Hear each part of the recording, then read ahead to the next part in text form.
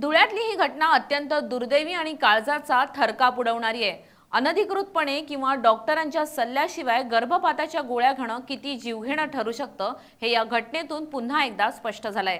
ज्या वयात स्वप्न पाहायची, भविष्य घडवायचं, त्या 18व्या वर्षी एका तरुणीचा दुर्दैवी अंत झालाय।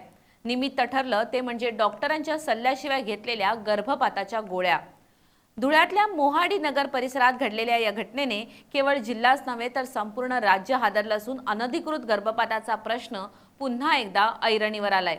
मिळालेल्या माहितीनुसार मोहाडी नगर पोलीस ठाण्याच्या हद्दीत राहणारी 18 वर्षीय अविवाहित तरुणी सुमारे 24 आठवड्यांची 6 महिने गर्भवती होती। समाजमन आणि कुटुंबाच्या भीतीपोटी ही गर्भधारणा लपवून ठेवण्याचा तिने प्रयत्न केला असावा असा प्राथमिक अंदाज वर्तवला जातोय।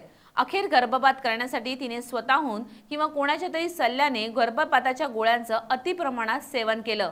गोळ्या घेतल्याच्या काही वेळानंतरच तरुणीला तीव्र वेदना आणि असह्य रक्तस्राव सुरू झाला। औषधांच्या ओव्हरडोसमुळे तिची प्रकृती झपाट्याने खालावली आणि ती बेशुद्ध पडली। घाबरलेल्या कुटुंबियांनी तिला तातडीनं धुळेतल्या जिल्हा शासकीय रुग्णालयात दाखल केलं। मात्र शरीरातल्या रक्ताचं प्रमाण घटल्यानं आणि मल्टिपल ऑर्गन फेल्युअरच्या स्थितीमुळे अतिदक्षता विभागात उपचार सुरू असतानाच तिची प्राणज्योत मालावली। मोहाडी नगर पोलीस ठाण्याचे पोलीस उपनिरीक्षक नितीन करंडे या प्रकरणाचा तपास करतायत। पोलिसांनी या घटनेची रीतसर नोंद करून पुढील तपास सुरू आहे। डॉक्टरांच्या चिठ्ठीशिवाय गोळ्या मिळणे बेकायदेशीर आहे। कोणत्याही मेडिकल स्टोअरने त्या दिल्या का याचा शोध आता घेतला जातोय। सध्या ऑनलाईन औषधं मागण्याचं प्रमाण खूप वाढलंय। तिने इंटरनेटवरून या गोळ्या मागवल्या होत्या का याचाही तपास आता सुरू आहे। स्त्रीरोग तज्ज्ञांच्या मते गर्भपाताच्या गोळ्या साधारणपणे 7 ते 9 आठवड्यापर्यंतच्या गर्भधारणेसाठी प्रभावी असतात। तीही तज्ज्ञ डॉक्टरांच्या देखरेखीखालीच घेणं अनिवार्य असतं।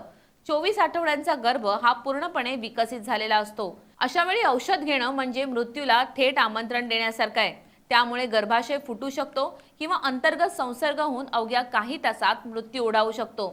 अविवाहित असण्याच्या भीतीने किंवा सामाजिक प्रतिष्ठेसाठी अशा प्रकारे टोकाचं पाऊल उचलणं जीवघेणं ठरत आहे।